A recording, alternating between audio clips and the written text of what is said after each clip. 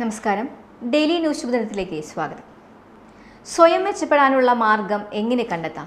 ഇന്നത്തെ ശുഭദിന ചിന്തയിലേക്ക്. Daily news ശുഭദിനം നിങ്ങൾക്കായി അവതരിപ്പിക്കുന്നത് അമൃത്വേണി ഹെയർ എലിക്സിയർ. തൻ്റെ പുസ്തകം പ്രസിദ്ധീകരിക്കണമെന്ന ആശയോടെയാണ് കയ്യെഴുത്ത് പ്രതിയുമായി അയാൾ പ്രസാധകനെ സമീപിച്ചത്. പ്രസാധകൻ ചോദിച്ചു, ഇതിനേക്കാൾ നന്നായി നിങ്ങൾക്ക് എഴുതുവാൻ സാധിക്കില്ലേ? അയാൾ പറഞ്ഞു, തീർച്ചയായും. കുറച്ചു ദിവസങ്ങൾക്ക് ശേഷം അയാൾ പുതിയ കയ്യെഴുത്ത് പ്രതിയുമായി തിരിച്ചെത്തി. അതൊന്ന് മറിച്ചു നോക്കിയ ശേഷം പ്രസാധകൻ വീണ്ടും ചോദിച്ചു, ഇതിനേക്കാൾ കുറച്ചുകൂടി മെച്ചപ്പെടുത്താൻ സാധിക്കില്ലേ? ശ്രമിച്ചു നോക്കാം എന്നായി അയാൾ. പിന്നെയും കുറച്ചുനാൾ കഴിഞ്ഞ് അയാൾ വീണ്ടും തിരിച്ചെത്തി. അപ്പോഴും പ്രസാധകൻ പഴയ ചോദ്യം ആവർത്തിച്ചു. ഇത് കേട്ടപ്പോൾ അയാൾക്ക് ദേഷ്യം വന്നു. അയാൾ പറഞ്ഞു, ഇതെൻ്റെ ഏറ്റവും മികച്ചതാണ്.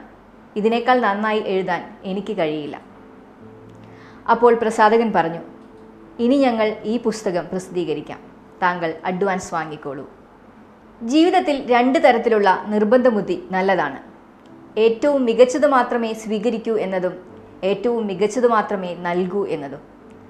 ഉത്തമമായത് എപ്പോഴും ലഭ്യമാവുകയില്ല, കാത്തിരിക്കേണ്ടി വരും.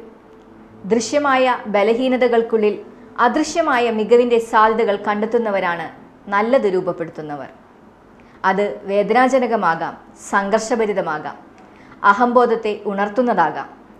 പക്ഷേ ഒരു കാര്യം ഉറപ്പാണ്, ശ്രേഷ്ഠമായതിനെ പുറത്തെടുക്കാൻ സമയം ചെലവഴിച്ചാൽ ആ മികവ് പുറത്തു വരിക തന്നെ ചെയ്യും. ഇതുതന്നെയാണ് സ്വയം മെച്ചപ്പെടാനുള്ള മാർഗവും. ശുഭദിനം.